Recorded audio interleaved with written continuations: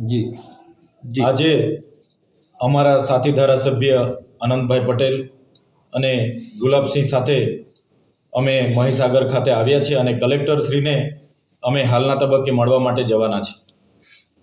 જે સરકારી કાર્યક્રમ હતો તાલુકા સ્વાગત કાર્યક્રમમાં એક વ્યક્તિ સાથે અરજદારની શું રજૂઆત હોય છે એને સાંભળ્યા વગર અમે કોઈ અરજદારની તરફદારી નથી કરતા, પણ જે પબ્લિક પ્લેસ પરથી જિલ્લા કલેક્ટરે જે આદિવાસી અને દલિત સમાજ પ્રત્યેની એમની માનસિકતા છતી કરી છે, જેની અમે નિંદા કરીએ છીએ.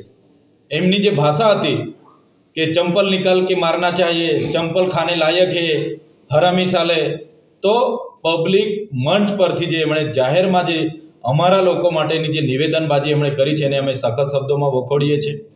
સાથે સાથે સંવિધાનમાં અત્યાચાર નિવારણ માટે એસટી એસસી માટે એટ્રોસિટી એક્ટ જે બન્યો છે ત્યારે એમણે કીધું કે આ લોકો આદિવાસી અને દલિત લોકો આ એટ્રોસિટી એક્ટનો ઉપયોગ બ્લેકમેલિંગ કરવા માટે કરે છે. 90% કેસીસ માત્ર ને માત્ર બ્લેકમેલિંગ કરવા કરતા કરે છે એવી એમની માનસિકતા એમણે કહીને એમની માનસિકતા છતી કરી છે. ત્યારે આવી માનસિકતા ધરાવનારા જિલ્લા કલેક્ટર જ હોય તો એને અમે વખોડી કાઢીએ છીએ ને એને ક્યારે અમે ચલાવવાના નથી.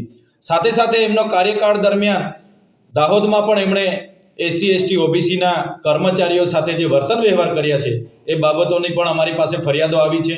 અહીંયા મહીસાગરમાં પણ અગાઉ ડીડીઓ હતા અને હાલમાં કલેક્ટર તરીકે એમની જે ફરિયાદો અનેક કર્મચારીઓ અમને કરી છે કે કાયમ માટે એમની માનસિકતા બીજી જ્ઞાતિઓ માટે આવી જ હોય છે અને નીચું દેખાડવા માટે હર હંમેશ એ આવા પ્રયાસો કરતા હોય છે. ત્યારે અમે સરકારશ્રીને કહેવા માંગીએ છીએ, સરકાર આમાં ગંભીરતાથી નોંધ લે.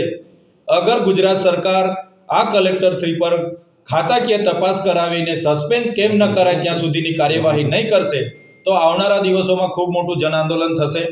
અમે આવનારી 6 તારીખે તમામ આ વિસ્તારના ધારાસભ્યો, તમામ સાથી મિત્રો, અમે તમામ લોકો અહીંયા મોટી સંખ્યામાં ઉપસ્થિત થઈને કલેક્ટર કચેરીનો ઘેરાવો કરવાના છે. પછી પણ અમને ન્યાય નહીં મળશે તો આવનારા દિવસોમાં એનાથી પણ વધારે જ્વલંત કાર્યક્રમો અમે મહીસાગર અને ગાંધીનગર ખાતે અમે આપવાના છે.